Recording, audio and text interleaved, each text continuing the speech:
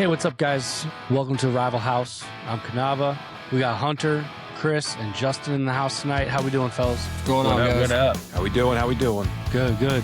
Guys, we got a busy, jam-packed episode this week. We got the NBA season opening night and Christmas Day schedule dropped. We have MLB updates, who's going to be in the race come late September. And then we got a whole lot of NFL news, we got some training camp injuries we would like to report on, and then we have a breakdown of the AFC East, the outlook for all four teams, the Bills, the Patriots, the Jets, and the Dolphins. But first, let's kick us off. NBA season schedule, opening night. Little weird, we got the Celtics and the Pistons at 3 o'clock in the afternoon on a Tuesday. Knicks ring ceremony against the Sixers. LeBron will be in the house. And then you have the Western Conference Finals, Thunder Spurs rematch from last year. They dropped Christmas Day schedule. Spurs at Knicks. Lemby back in the house since first time since the finals loss. You got the Heat, Celtics, 76ers, Lakers, Thunder, Timberwolves, and then Nuggets, Warriors. Chris, how we feeling for your favorite Christmas Day matchup? Well, I mean, not to be biased, but I mean, you got to go with the Heat and the Celtics on that. It's either them or the 76ers and the Lakers. That's going to be an interesting one with LeBron going back to LeBron LA. back. And a lot of big news too. I mean, they put him on there, and the owner of the Lakers just sold for $12.5 billion. Yep. So you know LeBron's going to put on a performance going back to LA. So Spurs, Knicks. I mean, it's all great games, a lot of great games, but I'm curious to see how the Celtics look without Jaylen Brown. I really am. See if Jason Tatum is going to shine on the big stage on a big Christmas Day game. Not only they're playing the Heat, but Jason Tatum's going to have to really shine and carry a lot of that load offensively for them. Yeah. Hunter, what are your thoughts on the 3 p.m. Tuesday game? Celtics Pistons opening night. NHL did something very similar last year for their opening game. They had 3 openers. One was at 5 o'clock. NBA is trying to market the game, I believe, internationally. So I think the 3 p.m. you're giving basically, Europe 8 p.m., 9 p.m. time slot. They're already talking about expanding the league. I'm glad, to be honest, it's the Celtics and the Pistons at 3 o'clock. I'll be working that day. That's probably the game I care the least about. Knicks ring night for Sixers, probably the top 2 teams in the East right now. I think the Knicks fans are going to be out of their minds. $2,000 for a ticket to get in. Exactly. Just to get in. Exactly. Nosebleeds. See, that's what I love. Absolutely insane. I love it. And it's going to be NBA needed it. It's going to be straight chaos after that game when LeBron ruined y'all's ring ceremony. Hey. Yeah. And then it's what one about game? What about Christmas Day? I mean, the Heat and Celtics, I feel like the storyline is Giannis picked the Heat over the Celtics. So, is he going to come out, or the Celtics going to come out and play harder? Spurs and Knicks, is Lemby going to come out and show, hey, you're going to see me again? If you want to go through, you win another championship, you're going to see me. Obviously, Lakers and 76ers. I'm not, the whole LeBron thing going back to LA. I don't think LA means as much to him. Kind of like when he went back to Miami. It really didn't mean anything. It's when he went back to Cleveland where it actually made a huge difference. It reminds me of when Shaq left LA for the Heat and he went back on that. They scheduled him that Christmas Day against Kobe. And it's funny we say that about LeBron. So they're trying to market it. Going back to LA, that doesn't mean as much to him, but he stayed with the Lakers the longest out of any franchise. He stayed with them for 8 years. I mean, obviously, in one stint. I know he was with the Cavaliers, but in one stint. He stayed with the Lakers for 8 years, and because I actually agree with you, Hunter, a little bit on that, and I don't think it has anything to do with. I just think it's the Lakers just have so many superstars that end up going back, and they're such an historic franchise that it kind of says a lot. For opening night, I'm interested to see the Spurs versus Thunder, Western Conference Finals.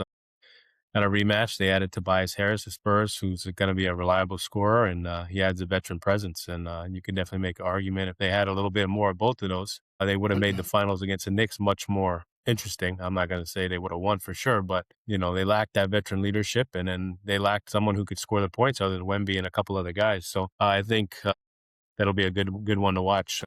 See what he adds to the Spurs. Yeah, they're going to take another step forward. That's at least the thought. The Thunder, Spurs, top 2 favorites to win the NBA championship. Knicks are 3rd. Vegas just put the odds out today. So there's that. Switching over to baseball. The Rays are pulling away in the American League. Central and the West are tightening with the White Sox and the Astros still in the leads there. The National League, you have the Braves, you have the Brewers, and the Dodgers maintaining their leads. But in the AL wild card, you have 7 teams in contention for 1 spot, 8 teams in contention for 2 spots. Boys, do we remember a time where we're coming down to the last month and a half where we still have so many teams in contention? What are your thoughts on the wild card, Chris, if you want to lead us off? I just think it goes to show there's a lot of parity around the league right now. A lot of people, and which is good for the league. It used to just be you have Yankees, Boston, LA, but you have a lot of these small market teams that are able to come in there and they're able to make some noise. And I think baseball, the association, they need to capitalize on that. And if they do the right thing, I think they can. Yeah. I think the extra playoff spots keeps the more fans engaged and obviously more eyeballs on the sport as they try to market it to an international audience. Kind of what Hunter touched on. But yeah, there's tons of NL teams. Hunter, what are your thoughts on the Marlins? Do you think they can pull it out a wild card? Because they're in the running right now. There's always a chance. Kind of the Marlins' way is to maybe sneak in those wild card spots. But to be honest, I don't see them as a threat, especially when you have the Braves and Milwaukee they're doing their thing. Real interesting though for me is the AL Central. I mean, that's absolute chaos right now. I mean, they're all within striking distance that can go either way. Coming down to the end here, Canava, the Yankees are kind of in a weird spot. I mean, did you expect them to be this many games back, of the Rays this late in the season? Once Judge went out with the injury, you knew they were kind of going to taper off a little bit. Then you add Bellinger into the mix. Injury-wise, Stanton's been out for the season practically. He's been out since April. Yeah, he kind of expected to be a little regress. I think it's up to 7 games now as of recording. So the Rays, they had an easy schedule. They pulled 3 out with the Rockies, and they swept the A's as well. So lighter schedule for them. Yankees have had a tough schedule. A lot of playoff contender teams that they're facing right now. And they just got done with the Mariners. They had the White Sox, the Cardinals. So plenty of baseball left, but I think they need Judge to come back and rather quickly if they're going to tighten that AL East race for sure. Do you guys have any? But some good. Yeah, go ahead. I was just going to ask: was there any team that would surprise you if they missed in the AL and missed the wild card and didn't get in? Any teams that would? I would throw the Red Sox into that conversation. They were. Yeah, the Yankees and Red Sox series is going to be crucial. Yeah. For the Red Sox, I think specifically, I think they need to win that series for them to stay in the hunt.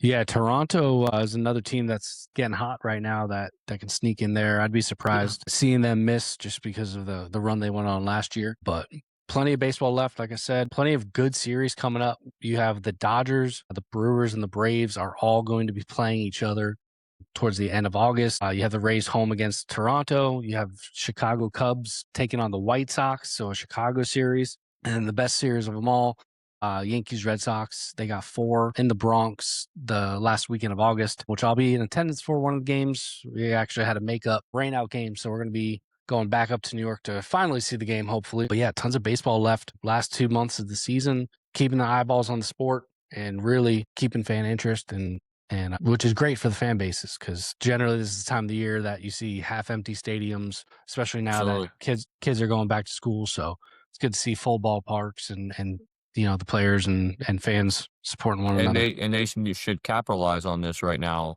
And with all this, talk of the salary cap and so on and so forth, they need to find a way to try to make this be a trend going forward. And it'll be better for the league.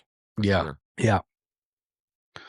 Moving on to NFL, just quick news and notes on some what's happenings in the league before we jump into the outlook. Chris, we touched on it of week 1 of the podcast, the first episode. You predicted correctly Kyler Murray, QB1 in Minnesota, announced this week. Your thoughts? I mean, I think it was a foregone conclusion that he was going to be the QB1. You don't bring him in and you're going to have him be a backup. If you would have made him the backup behind J.J. McCarthy, my opinion is his career is over. There's just too much. Yes, he was a first, he was a number 1 draft pick, but just all the noise and that just came with bringing him in. If he's now the backup, that's just distractions in that locker room, and you can't have that. So Yeah. You're going to put him out there. And this is, my opinion, this is a make it or break it year for Kyler Murray's career. And I've said it over and over. I think it was a mistake. I know Justin feels opposed to that. I think it was a mistake him going to the Minnesota, because is he going to be able to handle that pressure? He hasn't shown that he can be mature enough to handle that and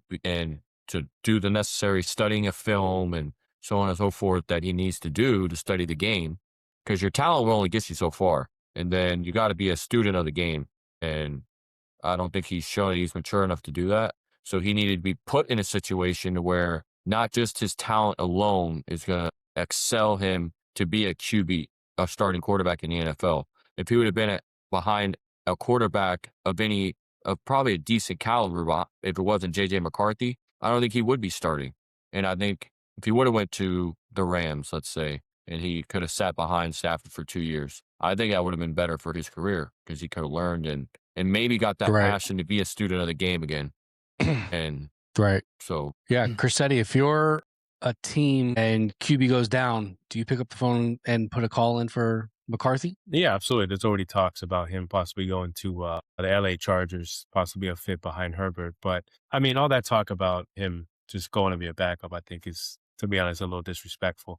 I'm not going to try to bore anyone with some notes, but I did some heavy diving into his career. And I mean, I just want you to see like kind of the situation he's been in throughout his career. We'll start back in 2019. Again, I'm going to try to go back through these really fast. His leading receiver was Larry Fitzgerald, who was 36 years old. That was the leading receiver on the team. 2020, he has his best year of his career, DeAndre Hopkins in his prime. 28 years old, he finished third in the league in receiving yards. 2021, DeAndre Hopkins only plays 10 games. He's injured 6 or 7 games. His next best receiver is Christian Kirk, who leads on his team. He has a 33-year-old AJ Green. Again, nothing desirable. 2022, DeAndre Hopkins is the leading receiver on the team, and he only played 9 games. I mean, I should say it right there. Dude was only played 9 games, and he was your leading receiver on your team. Yeah. 2023, Trey McBride comes in. He's a rookie, so he has he has a really good receiving year, but he's still a rookie. 2024 is when he kind of breaks out, 111 receptions, 1,146 yards in his rookie season. And then 2025, Kyler's injured, and he's shut down. He only plays 5 games. So in his career, out of those years, those six years, I think it's safe to say he only really had a legitimate elite pass catcher twice. 2020 with Hopkins, and then 2024 with Trey McBride. Not to mention, he was thrown in with. So Justin, So Justin, let me ask you this. Let's say you just named off all those receivers that he had, and yes, he had great receivers, but they're back to in the back end of their career. If they would have had him in their prime, we'd be having a different conversation. He has Justin Jefferson, who people say is the best wide receiver in the game. If Kyler Murray struggles, do you think this is the end of his career? I want to understand first what your definition of struggle is. If with that offense, because let's face it, J.J. McCarthy got the majority of the blame on why the Minnesota Vikings struggled, and that they're saying that Kyler Murray is the answer, because just 2 years ago they went 14-3 with Sam Darnold. So if Kyler Murray comes in there and you don't see improvement in that offense, you don't see improvement on the field. Yes, he could put up garbage numbers, he could put up whatever it is, but it's not accumulating to wins. And do you think that this could be the end of Kyler Murray? No, I think there's other teams that will definitely give him a shot. And I mentioned this from day one. I think I mentioned this multiple times on this show alone. I think he ultimately gets franchise tagged another year, especially if they're moving off from JJ. I think he's franchise tagged by Minnesota and he stays another year. This week, I mean, I feel like you have to agree on this. Is this not his best situation that he's been in since he's gotten into the NFL? With Kevin O'Connell, with these pass rushers, Fantasy Pros has the Vikings listed as the 6th best offensive line. I mean, that's kind of to my point, is that he went to a franchise that he has all the reasons to succeed, and he has no excuses to not succeed. Right. So if he doesn't, that now this is more, because we could make all the excuses that he was on the Cardinals and they didn't put him in a position to succeed. But Minnesota has shown, and Kevin O'Connell has shown that he can get the best out of a quarterback. So 100%. So that's what they thought he could do with JJ. That's why they let Sam Darnold walk. And now you bring in Kyler Murray, who was a number 1 overall pick, who everyone says, yes, he has all the talent. He has the arm strength. Yes, he's a little bit smaller in stature, he's still short, but he's very mobile. But it's not translating to wins on the field. That's what it has to translate to. His play, he could get you 100 yards rushing, 300 yards passing. We've seen Jacoby Brissett do that in the same offense. But is it accumulating to wins on the field? That's what matters. I'll have to look at their schedule. I haven't looked at their schedule, but to your point, JJ McCarthy got them 9 wins last year. So yeah, I mean, I've heard that their schedule, and that's so. Let's say if they go, you got JJ McCarthy, they got them 9-8, and they get 6 or 7 wins. Unless something very bad happens where they just can't run the ball. I mean, listen, that's bearing any injury. Justin Jefferson goes down, they stay healthy. Right. If he gets them 6 or 7 wins, you have to ask yourself, is Kyler Murray a franchise quarterback? And like we've had this conversation, 2027 is a very strong quarterback draft. So do you want? Yeah, but not everyone's going to be able to get there. And I as far as him being a franchise quarterback, I even question that. But I'm just saying, there's at least 4 or 5 teams that will gladly bring him in, next year, without a doubt, in my opinion. Okay. Hey, Hunter, real quick, just staying with Kyler, one last thing. Hunter, name me some of your best rushing quarterbacks off the top of your head. Doesn't have to be right now. It can be all time. Best what? Rushing quarterbacks. Best rushing quarterbacks. Lamar Jackson, Michael Vick, Cam Newton. Yeah, that 04 Mike Vick is legendary. Right, so those are exactly the guys. From the video game to the highlights on the field, crazy. Those are exactly the guys I thought you were going to mention. Throughout Kyler's career, he's averaged 6 yards per carry. And that is exactly the same as Lamar Jackson, 6 yards per carry. That is more than Jaden Daniels, even after his rookie year where he ran for over 1,000 yards. And Michael Vick, who's arguably it's more than Cam Newton. Cam Newton's at 5 yards per carry. And Michael Vick, who's arguably the best rushing quarterback, mobile quarterback all time, he averaged 7 yards per carry. So I think the fact, again, what Kyler brings to this thing is that people don't realize, like Chris said, he's mobile. He can kind of move around. But, this is going to be an offense now that's going to be in the red zone, you would think, way more than he was in his career in Arizona. He'll have more chances to rush into the end zone with those little 4-yard rush. But it's just the underrated part of his game as well that nobody seems to really talk about. Agreed. Good takes, guys. Other news, James Pierce Jr., rumored to be facing a 6-game suspension for off-season weapons and stalking charges. That could be a big blow to the Falcons. For sure. With their pass rush, I believe he had 10.5 sacks as a rookie last year. So it could be a huge blow to that defense front. Other training camp stories, things to follow. It's almost like a yearly thing. Christian McCaffrey missing a couple practices. Quote, tightness was what they gave us for the reasoning. That could mean anything. Hunter, does that alarm you as Christian McCaffrey's owner in our Dynasty League? As someone that owns CMC in fantasy, the last thing I want to see as a Bleacher Report notification is CMC tightness, because tightness can mean he'll be back next week. It could be in 5 weeks. It could be the season, and they won't put him on PUP. They won't put him on IR. And every single week, you'll keep him on your roster waiting for Kyle Shanahan to make an announcement. So am I worried? I am. Yeah. As you should be, because I dealt with that 2 years ago. And the 49ers are historic for doing that. They ain't going to release anything. Yeah. And doesn't help you any. And I dealt with that 2 years ago. Even to add a roster position and a roster spot, he won't do it. He wants them to game plan for CMC, even if CMC isn't there. Yeah. Yep. A lot of soft tissue injuries so far to big name players. You got CMC. Puka Nacua got groin soreness. Luther Burden is going to be missing the rest of the preseason to a groin injury. He was expected to take in the role of wide receiver 2. Really could emerge as wide receiver 1 if he beats out Rome Odunze. They moved on from DJ Moore, so big things we're expecting from Burden. The other injury note was Laremy Tunsil out for the season, torn triceps. Chris, how does that affect the Commanders' offensive front protecting Jaden Daniels? That's by far their best offensive lineman. The offensive line is already pretty shaky. Luckily, Jaden Daniels can scramble and move around a little bit, but losing him for the season is a big loss. As far as Puka, Sean McVay said today it's just precautionary. He exited early against, I think the Cowboys is who they went up against. but he's not expected to miss anything. And Luther Burden is right now expected to come back by week 1. So as long as he can still study the playbook and, year 2 in Ben Johnson's offense, I think he'll be fine. Yeah. Some other guys coming back from injuries: Daniel Jones, Pat Mahomes, Tucker Kraft, still all on track to be ready for week 1 after coming back from their respective injuries. Jones had the Achilles, and Mahomes, Kraft both had knee injuries. 2 guys might not be ready for the week 1. Parsons might be on the PUP list. They're expecting him back week 6. And then Malik Neighbors still up in the air if he'll be ready for week 1, but more than likely we'll miss a couple games. I believe he just had surgery recently, right? Yeah, he delayed it, the second surgery. He knew he needed it and decided to wait even further on. Must be nice to have millions. Yeah, I think. Any concerns with those injuries? I'll say what. Oh, sorry. Go ahead, Chris.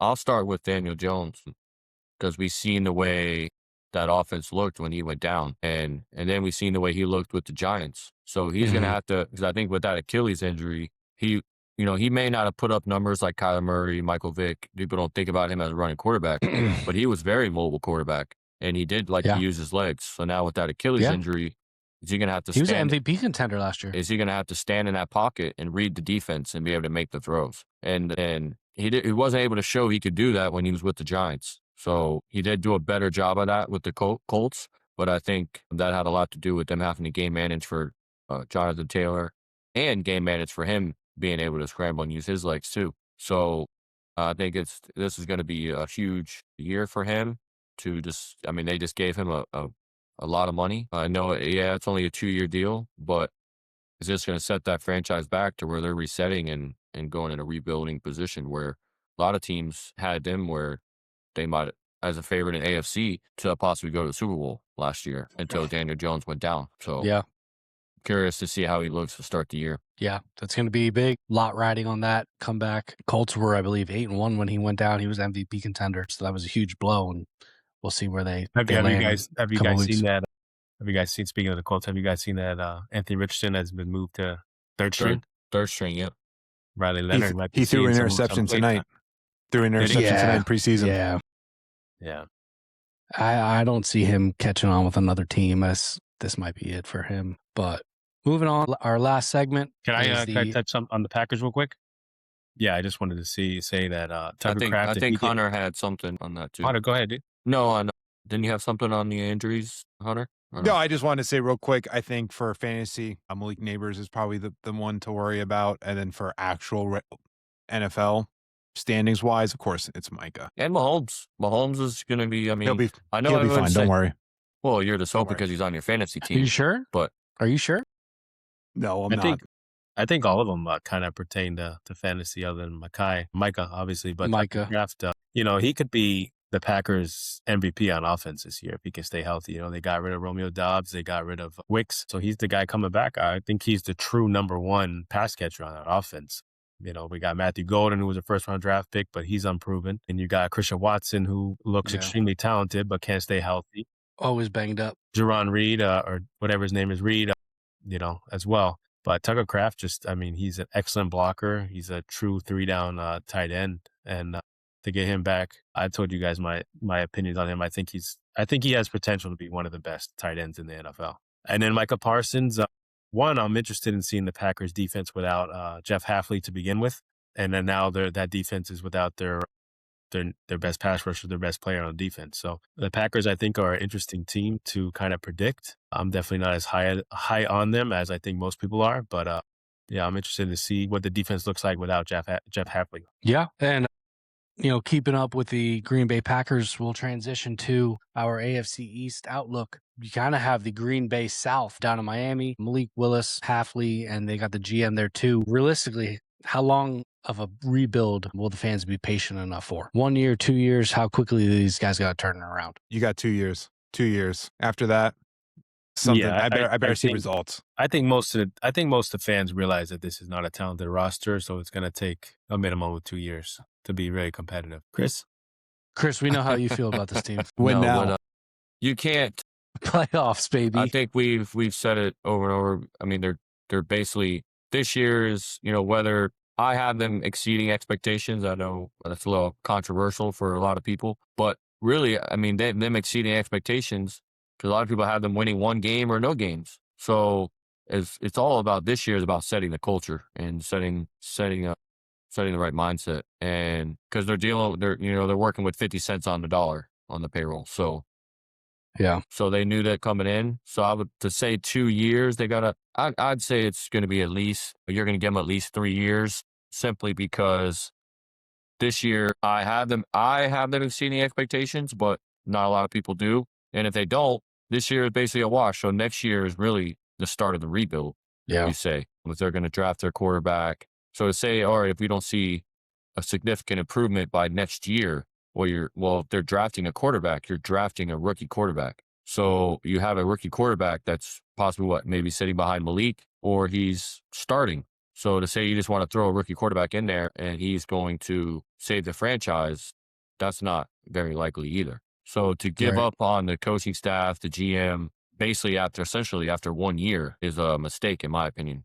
I got a question for Chris, because we've already asked this question on the flip side of saying, what will it take for the Dolphins not to draft a quarterback? How bad would the Dolphins have to be in your mind for them to take a quarterback next year? 100%. We'll go first with wins and losses, and then we can break down kind of Malik's stats and say, okay, if he has this kind of stats, we're going to draft a new quarterback. So my opinion is if Malik gets his team to 5 or 6 wins, I think he's showing that he's your guy. Because we've already said that this isn't a very talented roster. Caleb Douglas is I mean, I know they're saying they reached on him, but he's looking like a stud. He's looking like they might have hit on him when it comes to as a wide receiver in this league. So Chris Bell's not healthy yet. We know how he was in college. So if he comes back and he looks like how he did in college, our wide receiving core could be a lot better than people think it is.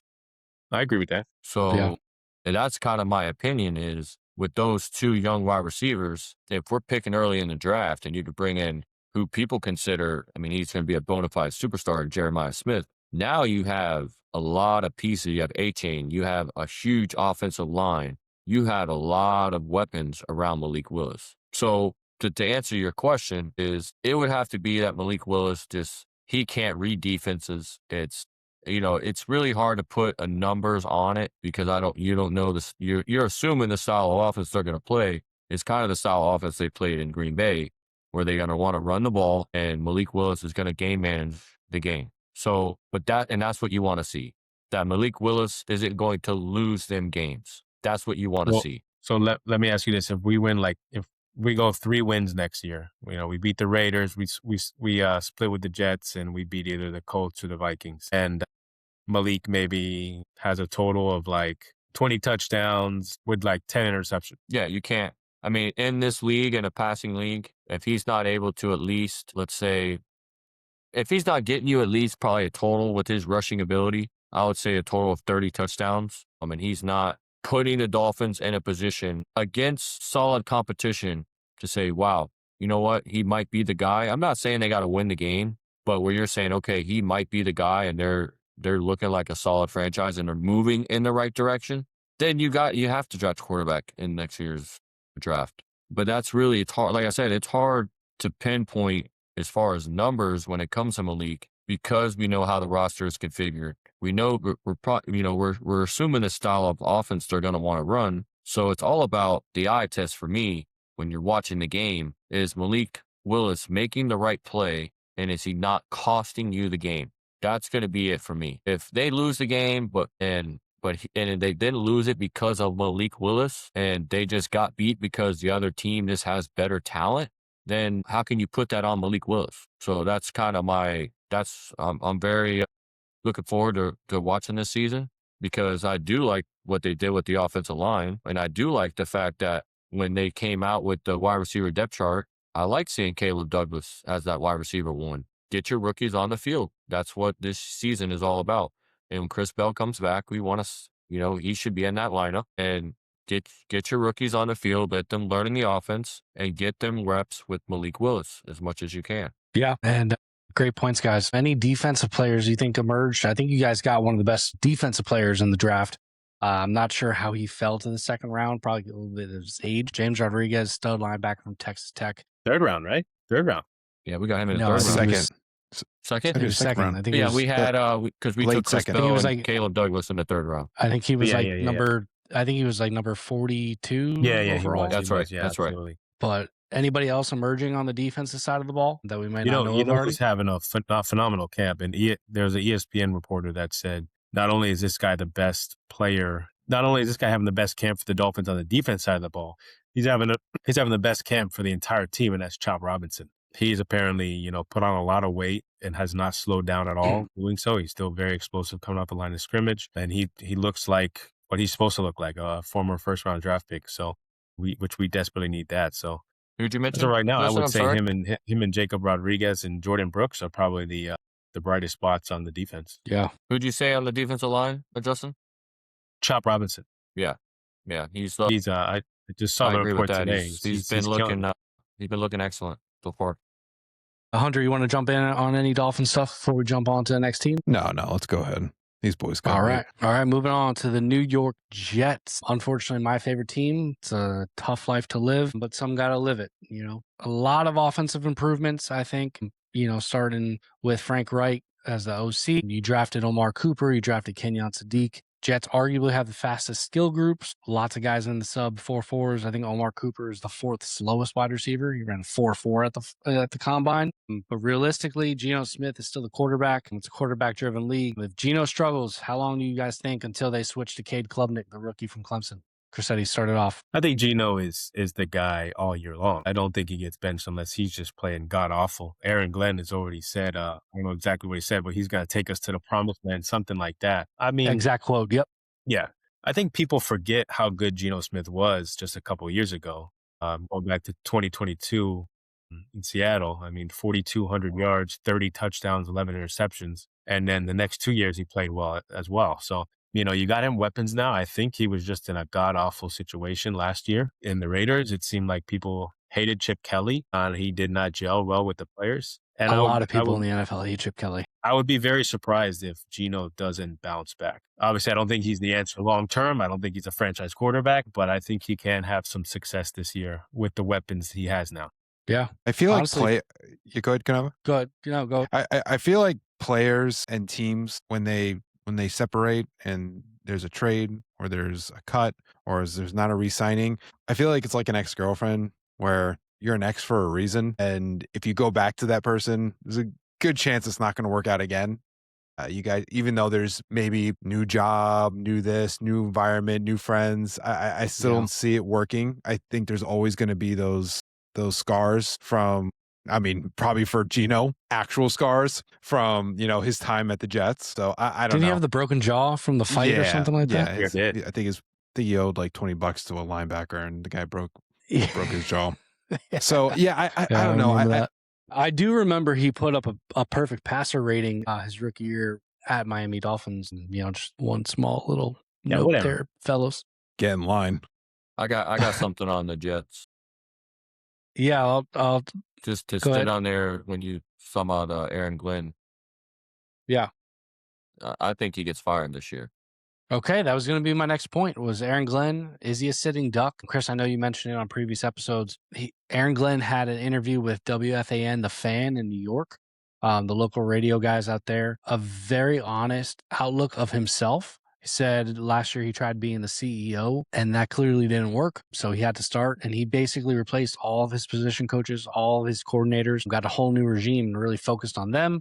And he said his biggest mistake was not calling the defense last year, which he said in the interview, I got hired here for a reason. I didn't get hired because I'm a CEO. I got hired because I'm very good at calling defenses.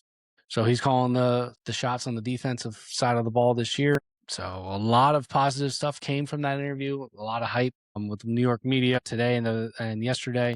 So we'll see if he's a sitting duck or not. Chris, I know your take on it, and you've been kind of vocal. What else do you guys think of Aaron Glenn? Aaron Glenn has set himself up for failure by counting on Geno Smith to save his job. And I think that's going to be his demise. I just don't think they're going to be patient enough with him. I think he's great. I think he could be a great coach. I just think it's just an offensive league. So you got to have the pieces. Is Omar Cooper going to be the answer next to Garrett Wilson? Sadiq's already out with a hernia. So, what's going on with, Is Brees Hall still going to be there? Is he not going to be there? So they just paid him. He'll be there. Yeah, they signed a 3-year deal. Yeah, but does he get tired of losing? Yeah, no, he's not when you're making $20 million a year. He's Aaron Glenn's gone. I've seen this movie 1,000 times. Jets are going to have a 4 and 5 win season. Geno Smith's going to be gone. Aaron Glenn's going to be gone. They're going to bring in a new coach and they're going to draft a quarterback, which would be awesome for them with all those offensive weapons. Yeah. Hunter, let me ask you this. If let's say Aaron Glenn is gone by week 6, let's say. When do the Jets play the Dolphins? Week 6? Early on, yeah. I believe it's like week 6. Let's see. Let's look at that. That could be it. You play Miami and you get beat by Miami, you're gone. So let's say week 7. Week 7. I think Miami has their bye week 6. Yeah. So let's say Miami comes out of a bye, the Jets are winless. Let's just say the Dolphins are winless, and the Jets lose to the winless Dolphins. Do you think Aaron Glenn gets fired then? You drop 35 points. Yeah, you drop 35 points with Malik Willis and Caleb Douglas. Yeah. He's gone. Then now let me ask. Now the second part of that question is: new coach comes in, offense coordinator, whoever it is. Do you think they sit Geno and they play Cade Klubnik? Yes. Do you still roll with Geno Smith? Geno's playing the whole year unless he gets hurt. That's the only way. You don't think you don't think they'd want to Geno? You don't think they'd want to see what they had with Cade Klubnik? You don't think they'd want to see 100%. Maybe if it week goes 15. South, they're moving to Cade. Week 15, week 16. Sure. No. I agree with Hunter, bro. From a player perspective, I don't know. You think Garrett Wilson wants to see a rookie? Like, what round did you guys get this guy? Like 6th round? No chance. I think it was a 4th. You know what? Really? I could see them going with Cade Klubnik. I could see them going with Cade Klubnik, not only because they're going to want to see what they have with him, but also, are they going to want to put Geno Smith out there and they go and Geno Smith goes and wins them 3 or 4 games and now they don't have that number 1 overall pick. So yeah, but that could be the approach that they, because I think this is Geno Smith's last year in the league. He's going to be retired after this. He's up there in age. He's going to be he's making what, 20 million this year, 20 something million, whatever he's making. Something like that. So he's not going to get another big contract at this stage in his career. So I think this could be his last year, and they know that. So it's not like you're bringing Geno Smith back after this year. So not only are you going to see what you have with Klubnik, but you're also going to probably put yourself in more of a better chance to have that number 1 overall pick and be able to take whoever it is that you want to take, whether it's Arch Manning, whatever the projected number 1 quarterback is off the board.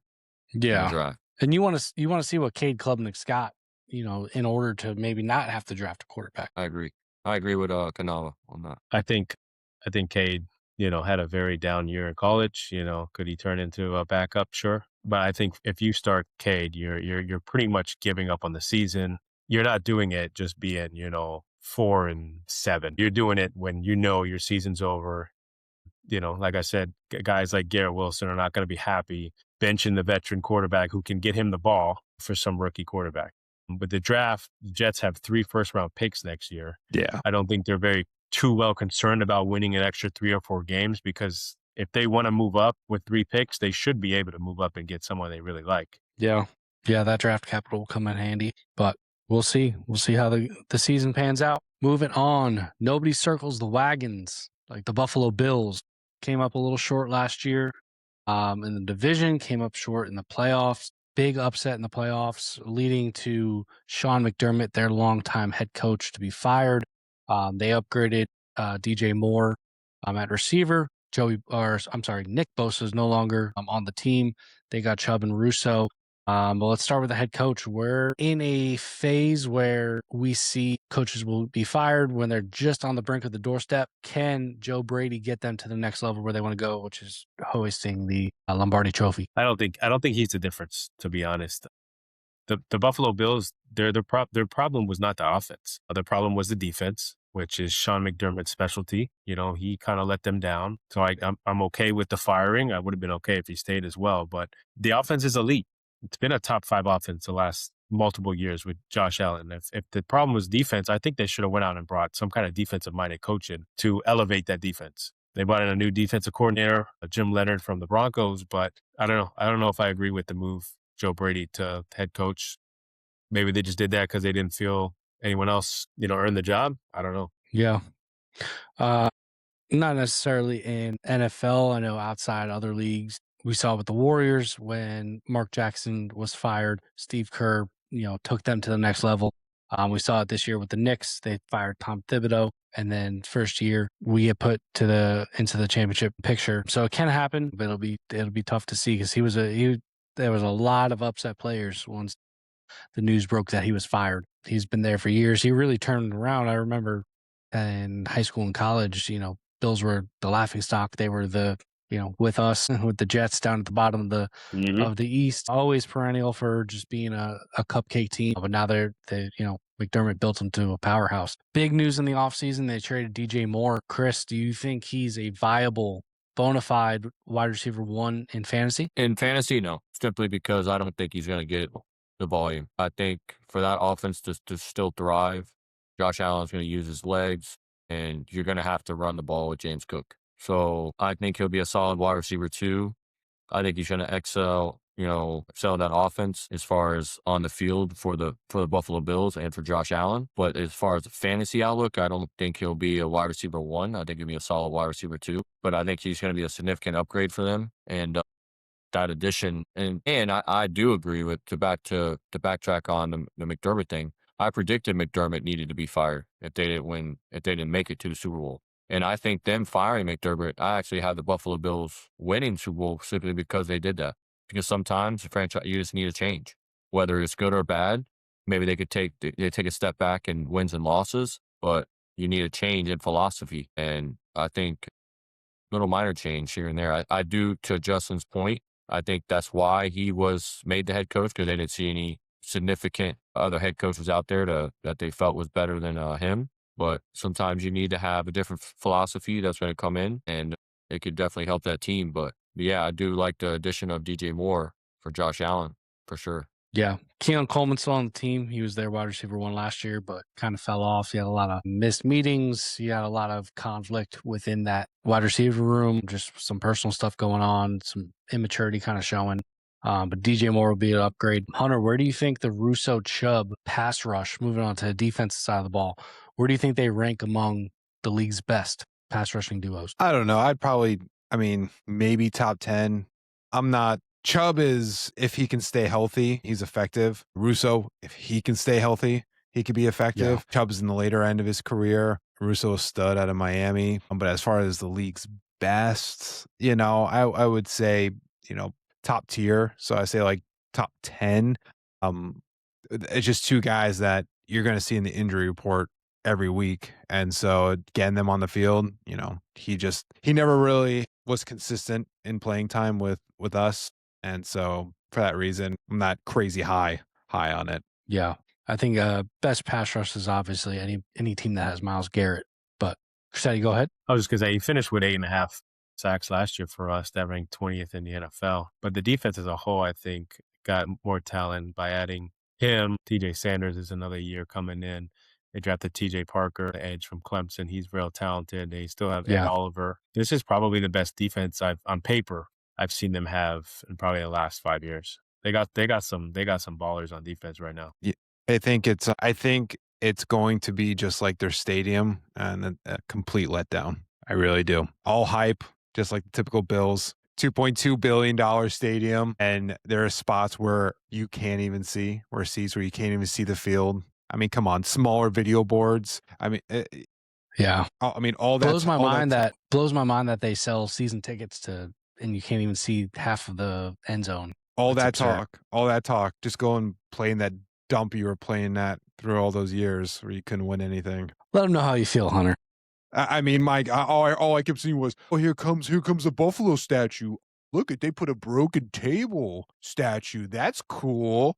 Oh, that's great. That's cool. You guys don't even have a screen. You guys have a 32-inch LED monitor as your scoreboard. Congrats, Bills. This is a TCL. Jeez. Sharp. Too much. So final team in the East, the division winners from last year, the AFC conference winners from last year, the New England Patriots. If we're going to keep it X-rated, their head coach was banging a reporter this whole offseason. They were banging on a boat. Allegedly. Allegedly. I want to get sued.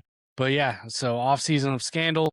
They kept Vrabel. We've kind of seen some personal issues come out with Vrabel, a big splash trading for A.J. Brown. Hunter, where do you see Booty fitting into the offense? They got Brown, they got Dobbs from Green Bay. Is Booty going to stick out wide receiver 3, or does he get moved before the season starts? Yeah, I feel like he's a low-end wide receiver 2.